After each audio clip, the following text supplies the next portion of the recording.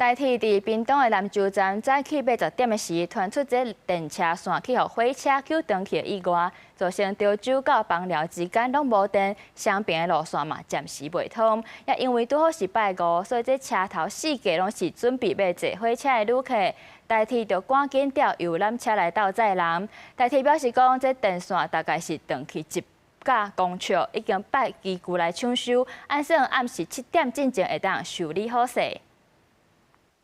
坐公路接駁車到枋寮以後，再搭我們的台鐵火車。屏東潮州火車頭內底4架攏是人，台鐵人員到我甲民眾講要安怎搬車，因為早起我10點左右，南州火車頭傳出電車線去予火車救斷去，造成潮州到枋寮之間攏無電，上北路南的火車雙邊攏未通。我攏開歹呀，即個嘛開歹，即個你也要看啊，嘛開歹。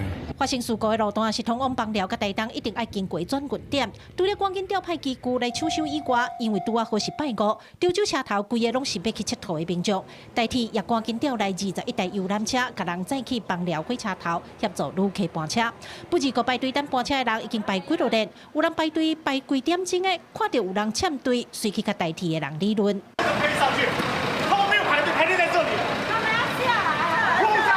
排多久？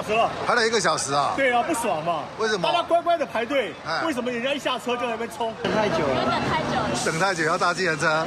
哦，所以你們不搭接駁車？啊，你們要去哪裡？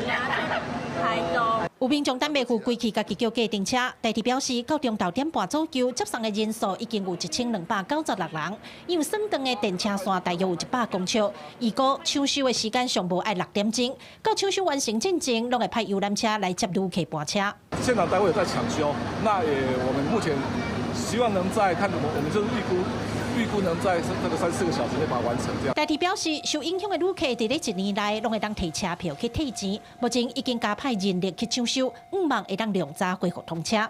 記者柯明在柯卡組柯超用屏東場報道。